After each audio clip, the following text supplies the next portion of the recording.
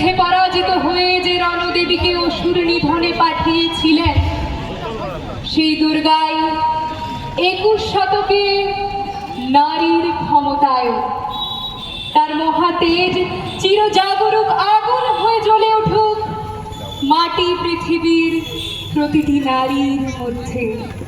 হে মহামানবী, তোমারে সেলাম, তোমারে সেলাম। নমস্কার। আজ 3রা নভেম্বর 2024। আমরা সকলেই সমবেত হয়েছি আমাদের আজকের সন্ধ্যাকালীন বিচিত্র অনুষ্ঠান বাসুদেবপুর সূর্য তরুণ সংঘের আয়োজনে এবং দ্য গ্রিন টাচ ইভেন্ট ম্যানেজমেন্টের পরিচালনায় আমাদের আজকের সন্ধ্যাকালীন অনুষ্ঠান, আমাদের আজকের বিচিত্র অনুষ্ঠানের সঞ্চালিকা আমি রিঙ্কি পাইক। আমরা শুরু করব আমাদের আজকের অনুষ্ঠান। তার আগেই ধন্যবাদ জানাবো আমাদের অনুষ্ঠান মঞ্চের সামনে আগত সমস্ত দর্শকবৃন্দদের এবং ধন্যবাদ জানাবো বাসুদেবপুর সূর্য তরুণ সংঘের সমস্ত সদস্য এবং সদস্যবৃন্দদের, যারা এত সুন্দর একটা সন্ধ্যাকালীন অনুষ্ঠানের আয়োজন আমাদের সামনে করেছেন।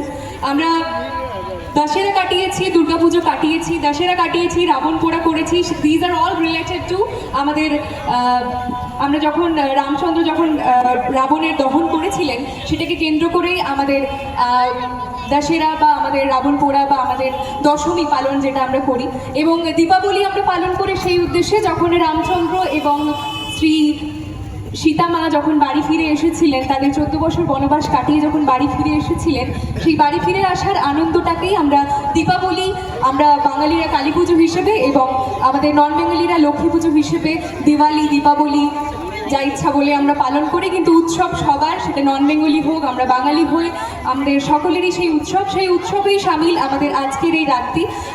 আমাদের এই রাতটি সম্ভবত এবছর পুজোর শেষ আনন্দময় রাত, কারণ কি এরপরে আর কোনো সেরকম অ্যাজ পুজো বা কোনো অনুষ্ঠান আমাদের সামনে নেই। তো আজকের রাতটাই আমাদের সকলের কাছে আছে, যেখানে আমরা আজকে নতুন করে মজা করব, নতুন করে নাচা গানা সব কিছু আমরা আপনাদের সামনে তুলে ধরবো। এখন আমাদের একটি ছোট্ট মিউজিক কাস্টিং দিয়ে আমরা আমাদের অনুষ্ঠানটি শুরু করব, তারপরে রাখবো আমাদের বিভিন্ন উদ্বোধনী নৃত্য, আমাদের সমস্ত বন্দনাগুলি। এখন আমাদের মিউজিক কাস্টিং করবে। এখন আমাদের অনুষ্ঠান শুরু হচ্ছে দ্য গ্রিন টাচ ইভেন্ট ম্যানেজমেন্টের পক্ষ থেকে।